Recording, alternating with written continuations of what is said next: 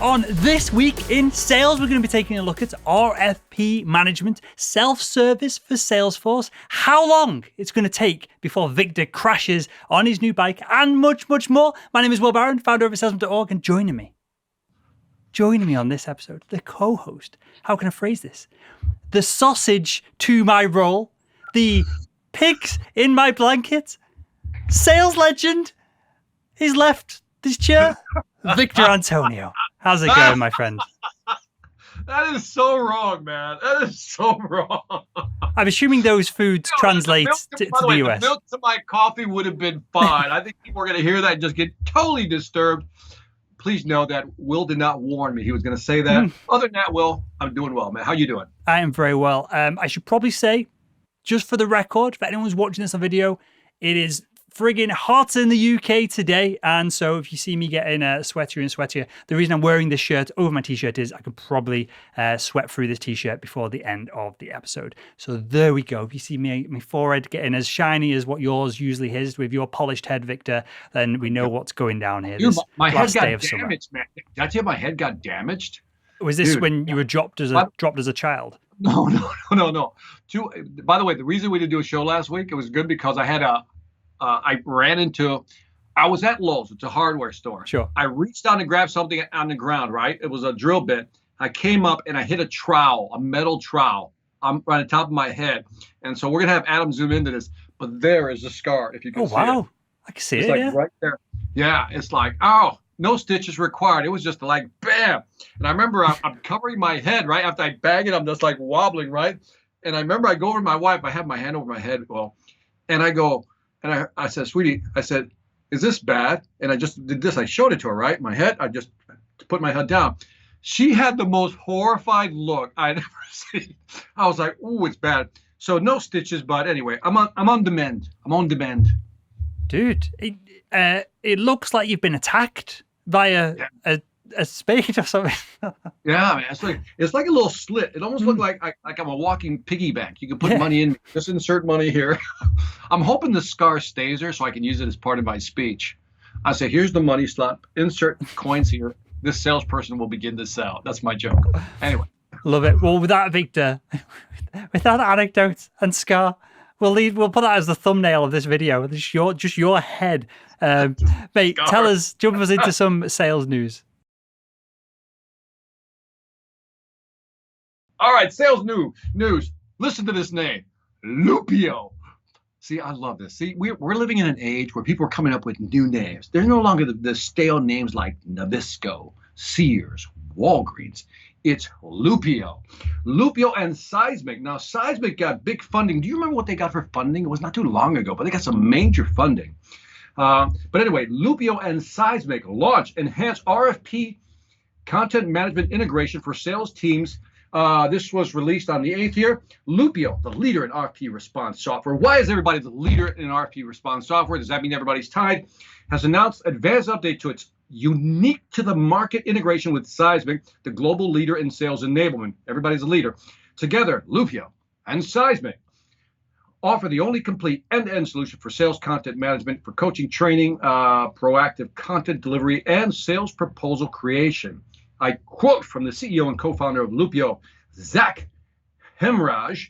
He says, I quote, the events of the last 18 months have accelerated the pace of digital transformation. Maybe we should have some dramatic music here, right? Many companies have increased their focus on modernizing their sales technology stacks to gain additional efficiencies to better serve their customers. What do you think of this announcement, by the way?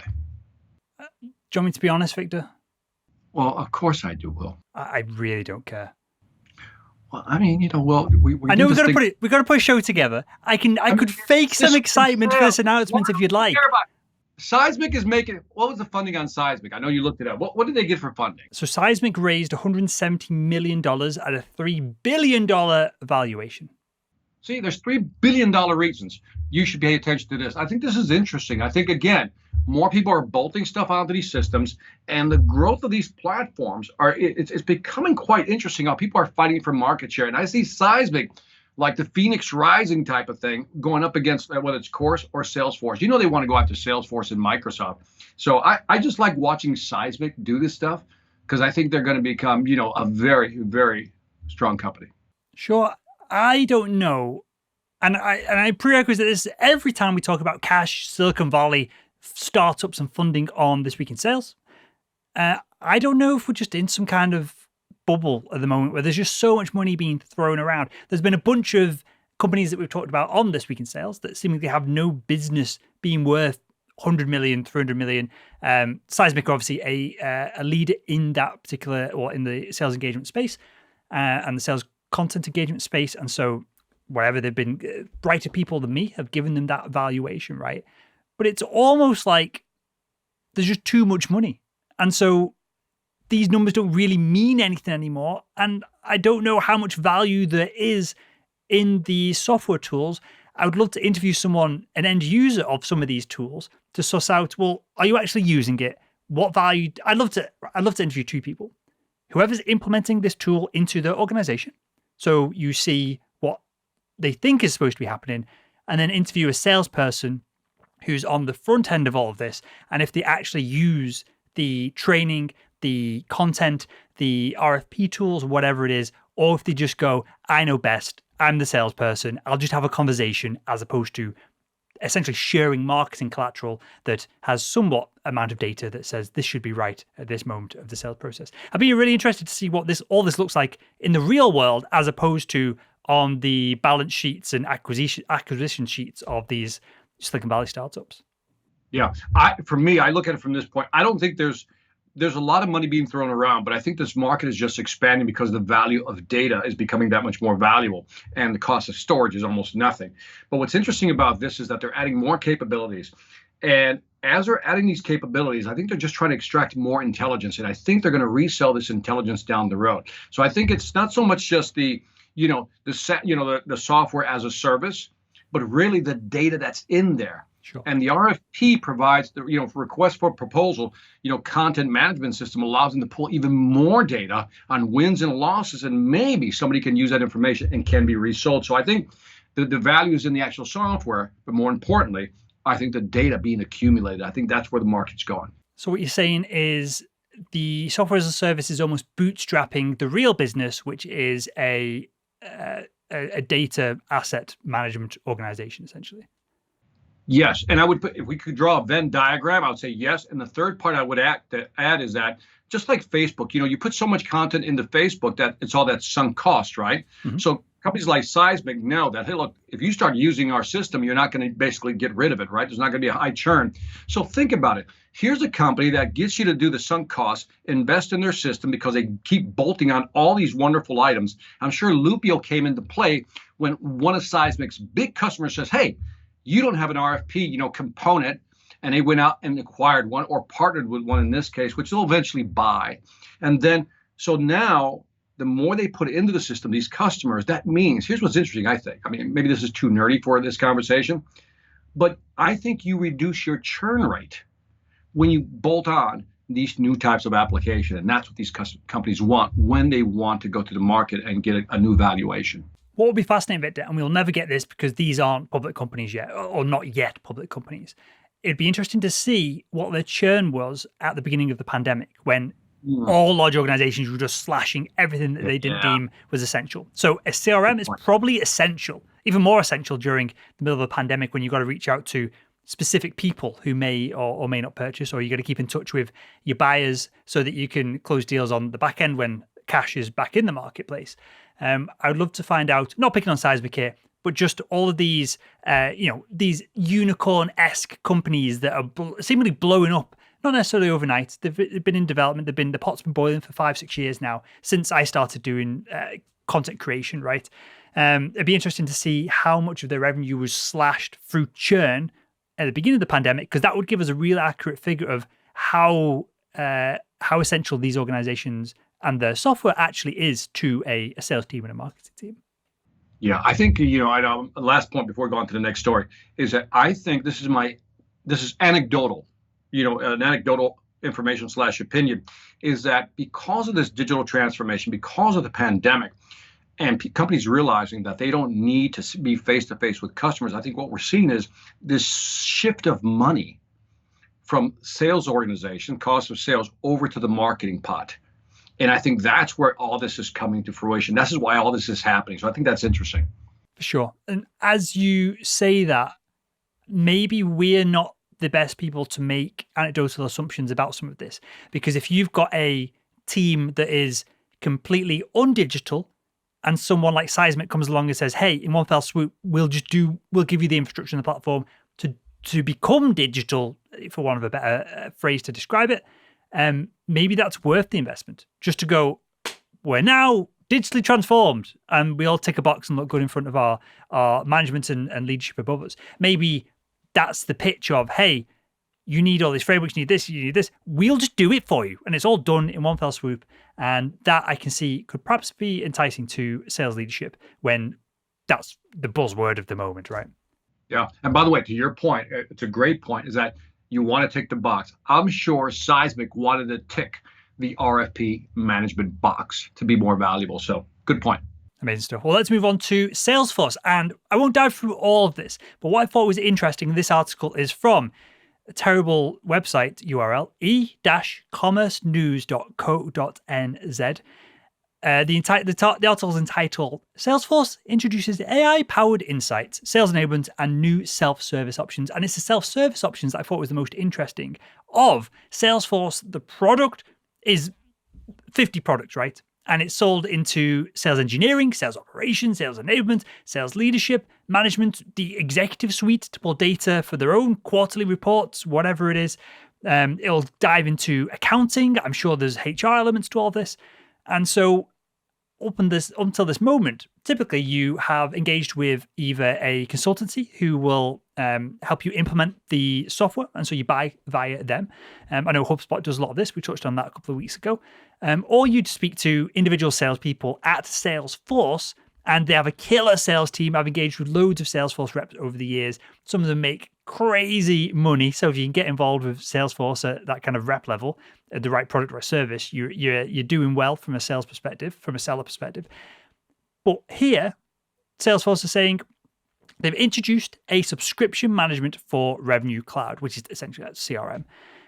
Gavin Patterson, the CRO, says companies are shifting to focus more on B2B buying and subscription management through self-service. Sales leaders need to be able to quickly launch new products and services across a variety of channels, from e-commerce to in-app purchasing.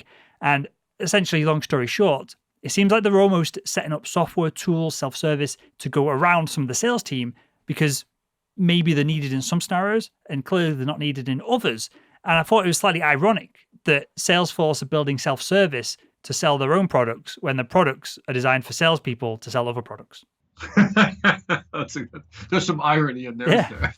And clearly, this is just the way the market's going, right? Maybe 20 years ago when Salesforce was founded, probably further back than that, you needed a salesperson to come in, to have the conversation, to do the discovery, do all the more traditional sales, not techniques, but traditional sales process. And, here's Salesforce saying, hey, you can just do a lot of this on your own. Here's some videos. Sign up. Yeah, no. I didn't mention this, but last week I did a presentation, a virtual presentation for Salesforce India. Amazing. Right? Up to their executive level. And one of the things that I talk about is obviously what we talk about on this show, Will, is that even in the B2B space, you're seeing the digital transformation, the self-service, as you put it, right? And so it was hard for some salespeople to hear that marketing now has a bigger role than sales in preference formation, right? In other words, how people find things. And so this doesn't surprise me, but it's really fascinating how this market is really changing. Well, I think this pandemic really has, I think maybe 10 years from now, we'll look back and see the real impact of this digital transformation and what that really means. Right now, I feel like it's that globe with the little snow inside. It's all shaken up and it's still trying to settle out.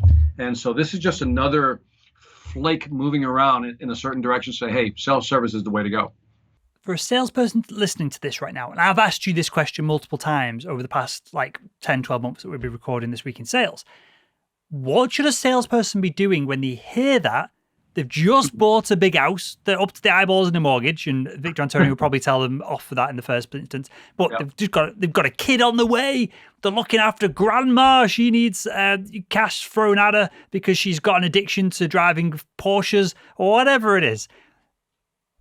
What do you tell a salesperson who's going, crap, is Victor Antonio and Will Barron telling me that my job is not going to exist in a few years? What should that salesperson do right now to become, like almost like sales recession proof if there is a big drop off of sales reps in the future? Yeah, well, there is. It's happening already, right? The number of B2B salespeople has been dropping. So you can do two things. I think you have two options. One is you can move inside, right? Become an SDR or a BDR. Let's say a BDR because it sounds a little more high level if you're coming from an AE, an account executive standpoint. But the other thing is, this. Well, I'm preaching to the choir when we say, if you're selling a simple product, you're going to be replaced. If you're selling a really high complex product, you're not going to be that easily replaced. That's the answer. So maybe you should shift companies or shift selling a different product, whatever it may be. But the reality is salespeople are becoming, the data shows it, right? I think if Gardner talks about how simply like 76, 77% of the people don't want to talk to a salesperson, period. They're telling us they don't want to talk to you. And if they do want to talk to you, as I always say, it's one of three things: clarification, confirmation, or give me the confidence to make the right buying decision. So that's my answer. Move in or move higher up to a higher product complexity. Sure. Higher product complexity, yeah. And my thoughts on this are similar. One thing to add, perhaps, and we're kind of doing this over at salesman.org. We touched on it before we clicked record. I've just hired a crap load of writers, and they're costing me a crap load of money per month. Because one of the things that I want to do is start to build out not just sales podcasts like this, which is like 50% entertainment, 50%, hopefully it's 50% entertainment. It might be 3% entertainment and 97% just content, right? There's that. We do sales training over salesman.org via video, audio, everything else as well. I'm also pushing the writers to do product reviews, CRM reviews, software reviews, that side of things, because I want us to become a space where people will come and see us as not just me, as a platform of expertise in the seller marketplace, right? And salespeople need to do the same. If I'm in medical devices, great point. The endoscope isn't here. I can't pick it up and put it on. Do not bring out the endoscope.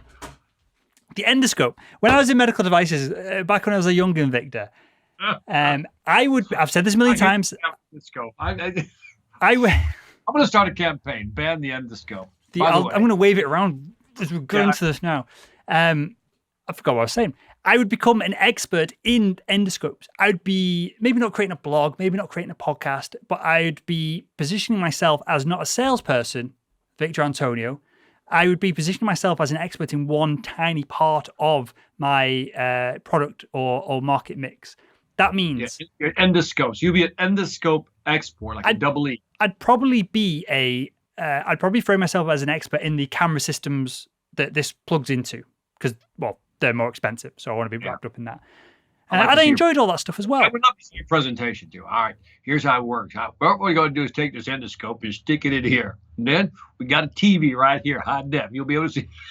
Dude, if you're presenting to a 60-year-old nurse in like the middle of the UK, the one thing that they want to do is print. All they want to learn is, how do I print stuff off? The surgeon asked me to print. I need to print. Okay, press this button. Okay, so how do I print? You just press this button. Okay, so that's great, but how do I just print stuff? Okay, you print this button. It's not as glamorous as props what I make out as I wave around this piece of metal and glass rod lenses. But anyway, I digress. We digress.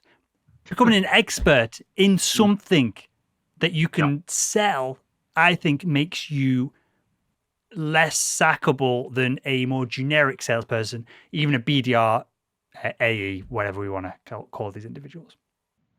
It's funny. I was talking to, I think I've mentioned the president of a pest control company, last week, who was, lauding This Week in Sales, how much he liked it.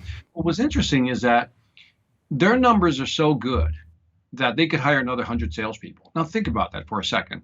This is pest control. This is not high tech. It's pest control.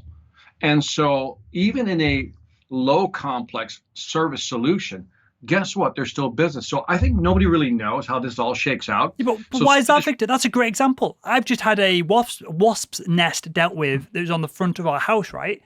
I don't want to ring round 7 salespeople, get a price, and then bring 3 of them in and hopefully one of them can solve the problem. I just went to the most expensive one with the best website, with the best content on there. And it was like 50 quid, whatever it was. Maybe it would have been cheaper somewhere else. And the dude came round, shook my hand, was very appropriate, professional, solved the issue, and then it was gone.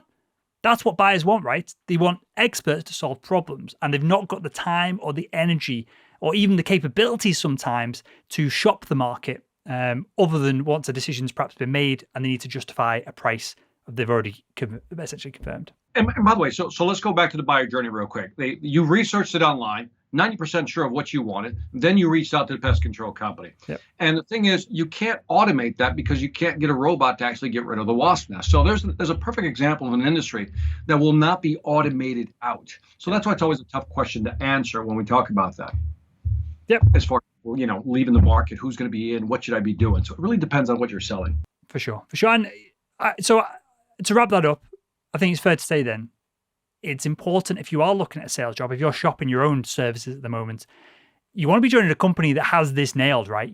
Maybe you don't want to be joining a boiler room, old school, traditional sales company where you're given a list of names and you're told to go and sell. Perhaps we're now looking for organizations that are going to support us and we fit into the buying journey as opposed to it's, hey, Victor, off you go, son. Go and close some deals. There you go. But if you don't want to go, there's another alternative. Denave, I think that's how you pronounce that, launches its retail solution mascot called Dgenie. I just love the name, Dgenie. The new mascot is called Dgenie, and it looks like it's a genie in a shopping cart. That's their new mascot. So, Noida, India. Man, we're international now, man. We're going international now, big time. Denave, the global technology-powered sales enablement organization. Can we add more adjectives to that? Today unveiled its first ever retail solutions mascot, named Dgenie, right? So I just love saying it. Sunil Munshi, APAC CEO of Denave, said, quote, I'm extremely excited to introduce our new brand mascot to our clients.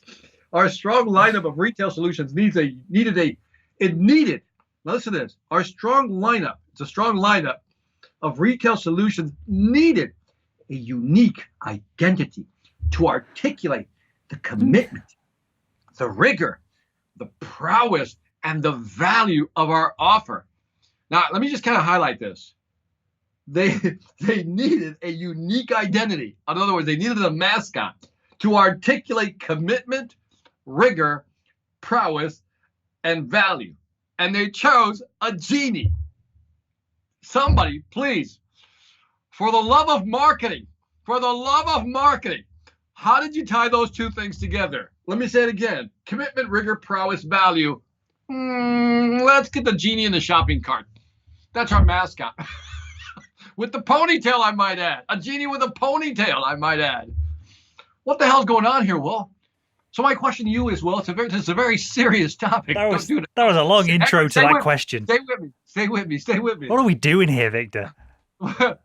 Would you prefer... What is this show anymore? Like, I don't understand what you're talking about. I don't understand who this company is. They've got a great slogan on the website, on the homepage. It says, now it's just scrolled out the way because that's what you do with a hero image. Shorten the journey from high to buy. I think that's pretty slick. Yeah, that's pretty slick. I thought that was pretty slick. But what we're looking at here, Will, this genie is bullshit, Victor. What the heck is this? This looks like it's been designed by like some 14-year-old who's just installed Adobe Illustrator or whatever it is that you do vector images with. What? It was pretty bad. By the way, the reason I inserted this story, this is my story, so that's why Will's going at it. Because I inserted this story because I was thinking about how companies are using, virtual assistants, to actually answer questions online. So you got a chatbot, you got a virtual assistant, and now we have mascots. I mean, you look at Salesforce. Salesforce has that little thing running around with a tail. Yep. I forgot what it is, whatever that creature is. The trailblazer. It's a kid in a suit, in a beaver suit. In a beaver. I think it's a beaver. Okay, so we got genies and kids in beaver suits. And I wanted to ask you a serious question about this, Will. If you had to build your company, it's a multi-million-dollar company, big company. And watch what you say now, Victor. Watch. Why is that? Go ahead. Because you might just be about to inadvertently take the piss out of like a third of our marketing strategy. But go on. Okay. What would you want to do? You're going to become a big company, Will. And then you're saying, you know what, we need something to, I'll use Suni Munshi's phrase here. You need something that represents a unique way to identify, a unique identity to articulate commitment, rigor, prowess, and value. Would you choose a genie, a No. mascot in general, or would you choose a virtual assistant, a person? Yeah, but the premise of the question doesn't make sense. That's like saying, do you like apples or feet? I'm just saying, if you made a decision to go with some type of virtual assistant on your webpage, Yes. Okay. would you choose a person that looks human, Sure. right? Or would you choose an animal or An avatar, in this case, 100% an illustrated character. That's IP that can be created, scaled, grown. If you have a face, even if it's like a composite that you create, so it's not actually a real person, that's freaky. Humans aren't ready to chat with fake faces, but they are ready to chat with like the illustrated characters that we have over at salesman.org with Sam the salesman and the whole team over there. That's a great way. I'm not saying we do it perfectly, but I feel like illustrated characters like that, like what we use, don't get me wrong, this genie's bullshit, but the characters that we use, it's a great way to talk about topics that I couldn't talk about authentically. I just want to highlight something here, Will. You just called the genie bullshit, but you have stick figures. I'm just saying. The genie has you be straight, and I won't be, I'm not, you wouldn't offend me either way. Which looks better, our characters or this genie? I would go definitely with your character. Of course. I'm serious about that. I wouldn't go with the genie. I just wanted to ask. I just thought I'd throw this in there just to kind of get your, take on that. And you're shaking your head. You know what I'm going to do, Will, right now? I'm going to move on to the next topic because I think we need to get back to this serious zone here before we go down this rabbit trail, or rabbit hole rather. Do you have something to say? You look like you have something to say. I've got nothing to say. That genie is the worst logo. I'll put it in the show notes for everyone at thisweekinsales.com for this episode, where you can leave your comments, your opinions, and your negative feedback on how shitty the genie looks. We appreciate all feedback on that front. Try to be objective. Give us a thumbs up or a thumbs down on the company's Denave's new genie. Anyway, on a more serious note, customer data platform market is now will be worth $15.3 billion by 2026, which is really just around the corner. So this came from a PR Newswire. According to a new market report, research report, wait for the title, get yourself a drink till I get done with this title. Here's the title of the actual report. Customer data platform market with COVID-19 impact analysis by component, application, customer retention and engagement, and personalized recommendation, deployment mode, organizational size, vertical capability, and region. Global forecast to 2026. Now, I got to believe that they should have shortened that up. Maybe that was too much description in the information or the title itself. But anyway, this was published by Markets and Markets. What a name. Markets and Markets, trademark. The customer data platform market size is to grow from 3.5 billion US in 2021, so that's 3.5 billion today, to 15.3 by 2026 at a compound annual growth rate of 34.6%. Various factors such as increasing spending on marketing, here it is, increasing spending on marketing and advertisement activities by enterprises, and the changing landscape of customer intelligence to drive market. This is a good piece of data because, again, I think what's happening is a lot of dollars are being shifted over to the marketing side, and this actually talks to that. Will. Okay. I don't want to keep just like shitting on all these articles and stories and data points you bring up, Victor, because I've not done my job this week of filling out the doc that we run through each week. I've not pulled my weight there. What is, and I can give you a definition. I'm not trying to trip you up. Sure. But what is a definition of a customer data platform? If you look at like an ERP system, sure, that's what they're trying to do. Collect all the data on all channels. That to me is what it means. So it's basically, I don't know if they're going to have to come up with something different from a CRM. I don't know if the CRM is going to sit at the center, or is it going to be some other platform that sits in the middle? And maybe that's the customer data platform itself, and everything plugs into that. That was my question. So a definition here from exponier.com, whatever the heck they do. A CDP, customer data platform, creates persistent, unified records of all your customers, their attributes, and their data. Is that not just a CRM? It is. It is. Everything collapses around the CRM. But the thing is, I think the definition of a CRM is getting convoluted. Do you know what I mean? Because is a CRM, if we go back to the basic, customer relationship management system, you're managing the relationships, which is just electronic Rolodex if we go back to the most simplistic form of it, and it's gotten more intelligent. Now, but all of a sudden you start adding omni-channel, right? Stuff comes in from different locations. You're starting to bring in different data sources. And I guess you're pulling a lot of that into that. But, so where's the dividing line? This is my confusion all the time that I'm trying to figure out. Where's the dividing line between a CRM, a sales engagement platform, and a sales enablement platform? And so maybe this customer data platform really is where the market is going. Everything bolts into that, including a CRM. Sure. And I don't understand. That's why I asked that question as well. But sales enablement, though, I'd say sales enablement is giving appropriate content in a timely manner to salespeople to share in the buyer journey. I think that's one thing. CRM is what this, I think, just outlined.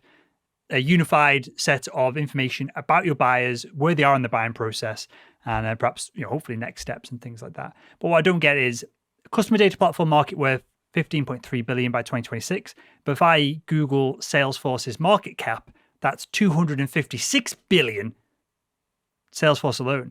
So I don't understand the difference between customer data platform and CRM and why that is separate. And it seems like the same thing. If I can, I'll look at it from a database standpoint. If we look at a CRM as almost like a GUI, like a graphic user interface that displays, all the dashboards and everything, right? It's the physical representation of all the data that's in the actual system. But where is the actual data stored? And it's some type of data platform. Some big ass database, big ass database. Nice. Yeah. So maybe it's a big ass database, and that's it's like AWS, right? The cloud. It's just a big ass database. And maybe that's what they're really talking about. But it would be a bigger market value than that if that were the case, because AWS is worth more than that. So maybe it requires more clarification, more to come next week. Definitely not more to come. We're definitely not going to revisit this next week because we'll have totally forgotten unless there's a subject similar. So I'm going to make it a point to look this one up. I'm going to really make it a point to really define what we mean by that. Anyway, on sales training news, by the way, give us some feedback on thisweekinsales.com. Always love to hear from you. Lee Salz has a new book coming out titled Sell Different, subtitle, all new sales differentiation strategies to outsmart, outmaneuver, and outsell the competition. The release date is September 14th. This is a follow to his book, Sales Differentiation, 19 Powerful Strategies to Win More Deals at the Price You Want, which was released 3 years ago, 2018. Now, I've read Sales Differentiation. I thought it was a great book. There's something in there he calls the differentiation universe, which I thought was a very unique approach to finding, differentiation. I got a preview copy of Sell Different. I have not read it yet, but if it's anything like the old book, like his last book, it's going to be a great read. He's always coming with I've met him, I've talked to him. He always has an interesting view, especially in the B2B side, when it comes to figuring out, how do you differentiate yourself in the market? Because I think it's becoming it's harder, isn't it, Will? For sure. It's harder to do it authentically. It's one thing, because it's in the eye of the beholder, it's in the eye of the beholder, the eye of the buyer, right? Of whether you're differentiated or not. And it's one thing to say buzzword, acronym, AI, but then the buyer goes, yeah, well, it's the same nonsense that everyone else is saying. So if you can differentiate yourself, that's step one to winning the deal, right? Otherwise, you're just going to be competing as a commodity on price, which, it's sales 101. We don't want to be doing that. I go back to a point you made earlier, which is that the salesperson, I believe strongly, has become the new differentiator. When all products start looking alike, it's how the salesperson presents that product, which is why you can't replace that type of salesperson, as you mentioned, right? There's specific skills that certain people have, the ability to communicate the differentiation that will never go out of style. You can't replace that. So anyway, just want to recommend the book. Like I said, his content is always well-researched, well thought out, and like any other book, every time I read a book of this nature, I always tell myself, if I can just grab 10% of value, if there's 10 chapters, one makes all the difference in the world. that's perfect for me. And I think he'll provide that. So I just scanned it real quickly. Not commenting on Lee specifically here. Maybe you can talk about your own experience. What percentage of most B2B sales books are useful content, and what percentage of them are filler that makes it a book? It's a tough question because I really the answer is it depends, of course. No, I don't want to say that. Let me just kind of qualify it this way. Sure. I'm very choosy who I read from. Okay. You know what I mean? I usually look at the author, see if they have any real business skills, or was it just somebody who decided to become a trainer the next day?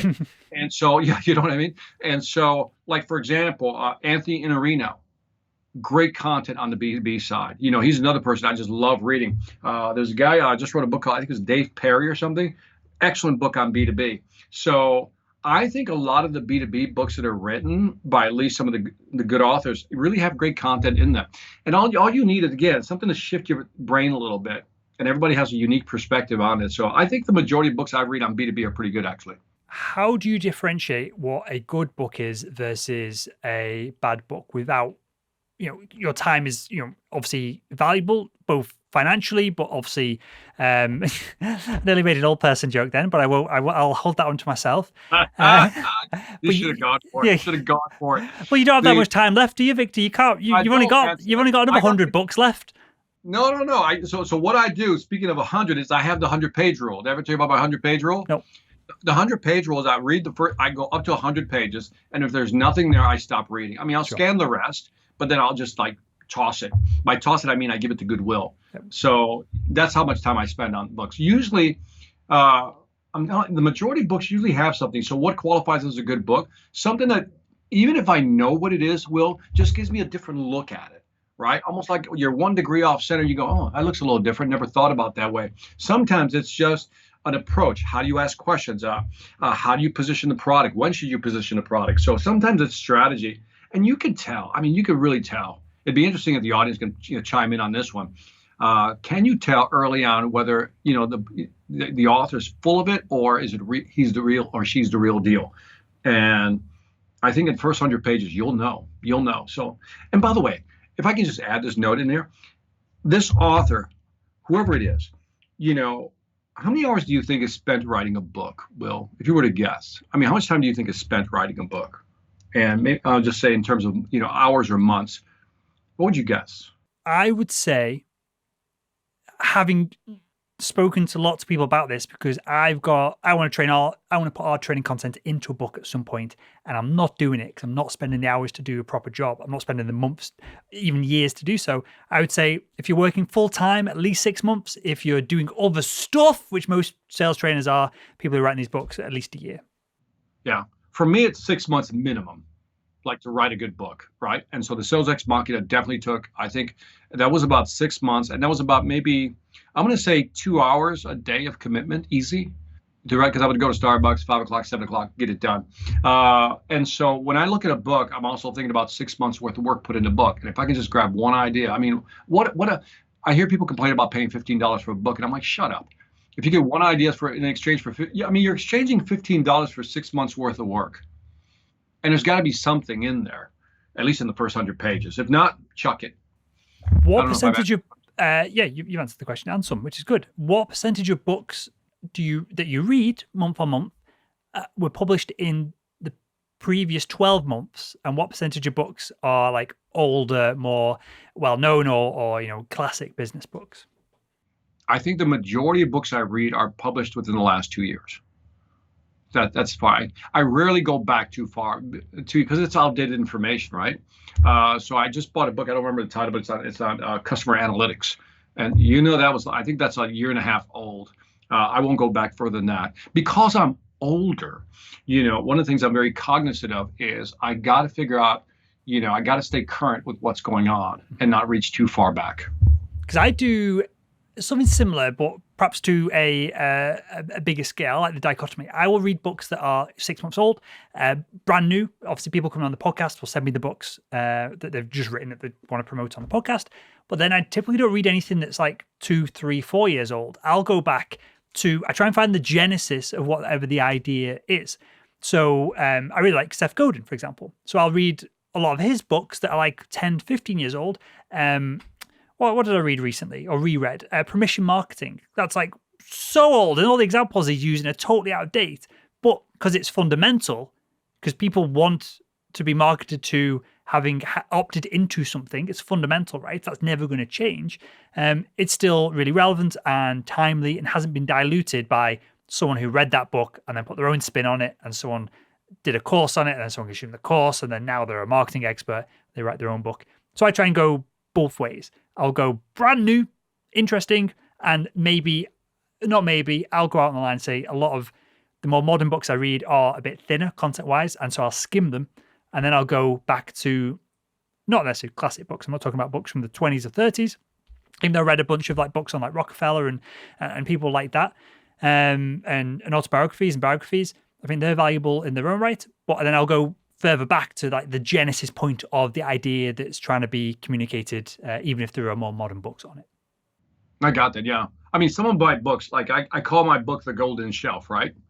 By that, I mean, because I'm not the guy that just tries to collect a bunch of books and impress anybody. So every 6 months, like mid-year, July, I already did my first purging. At the end of the year, I do my second purging.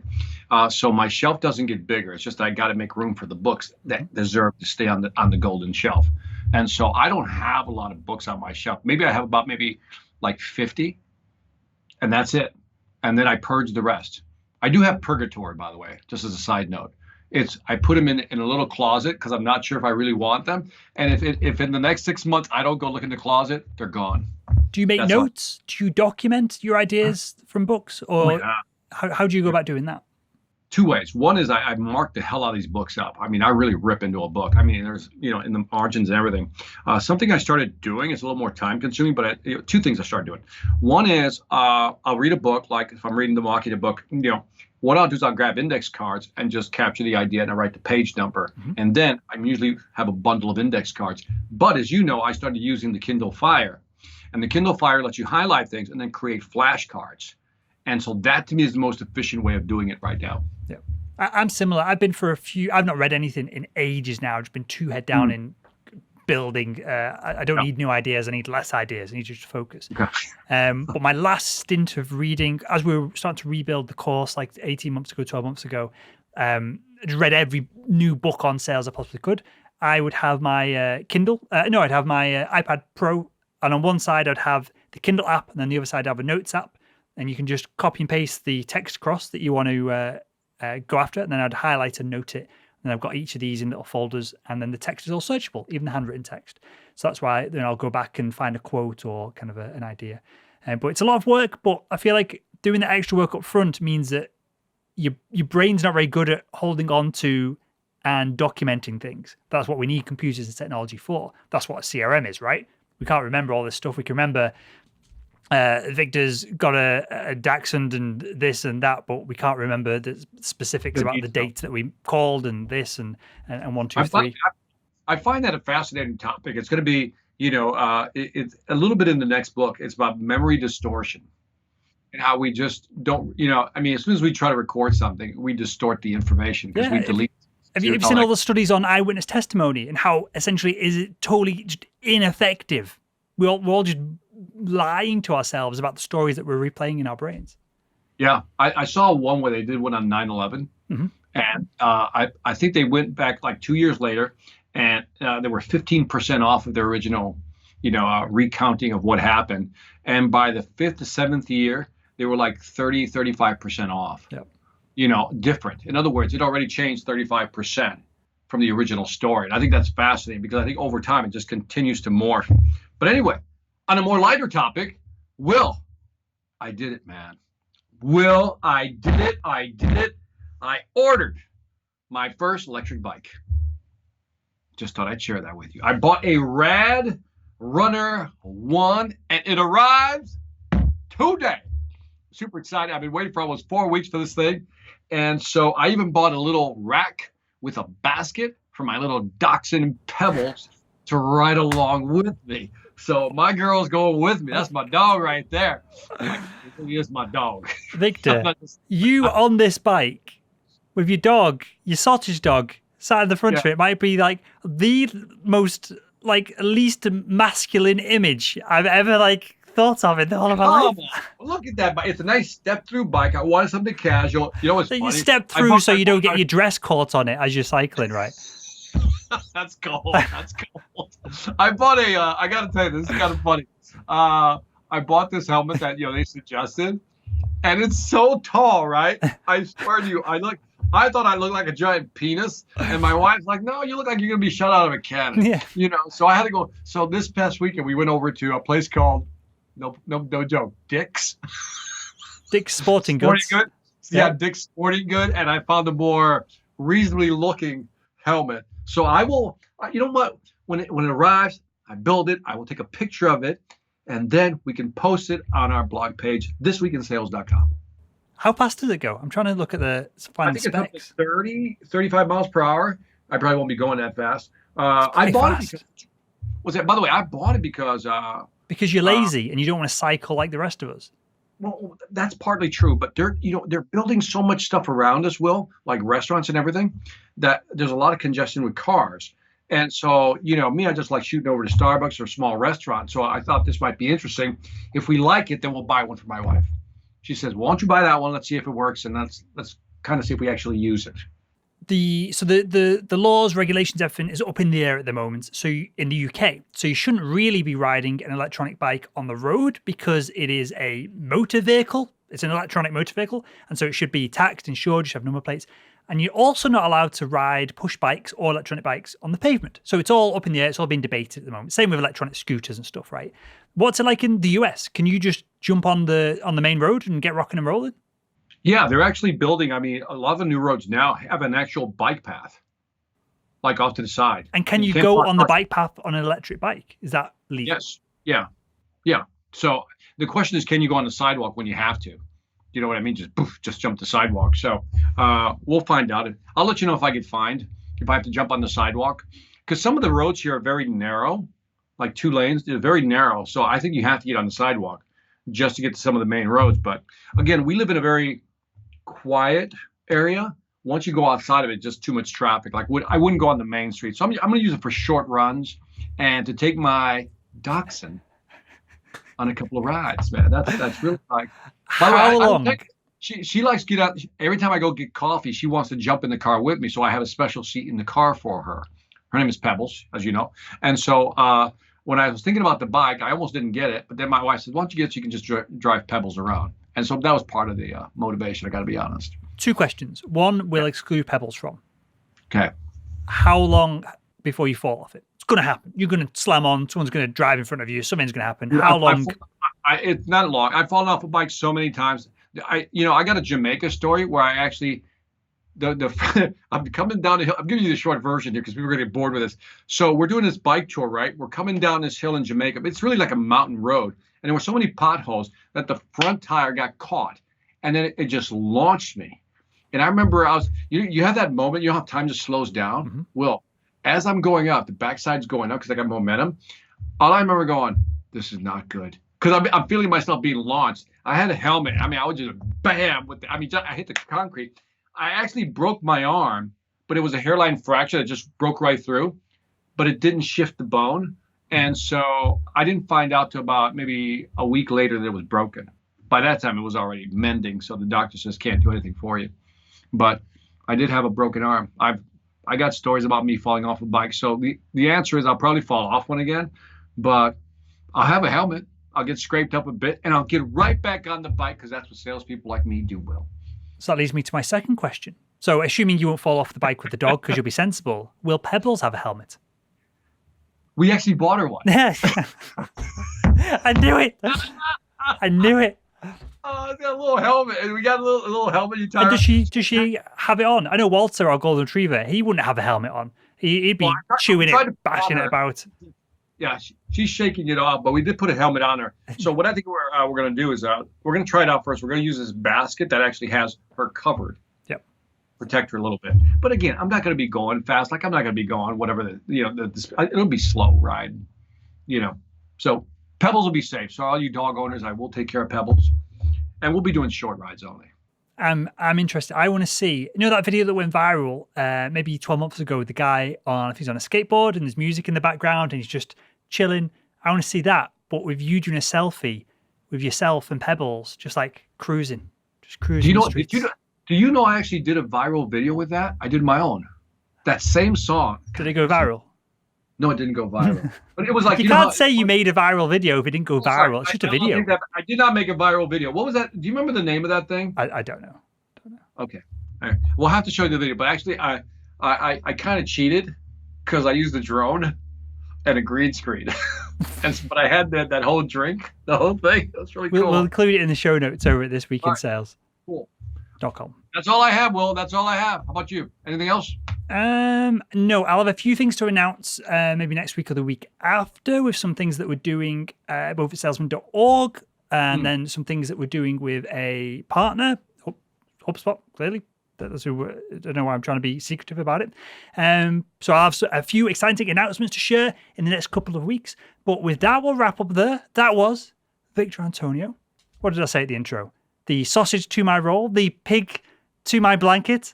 Sales legend, Victor Antonio. My name is Will Barron. I'm the founder over at salesman.org, and we'll speak with you again this time next week on This Week in Sales.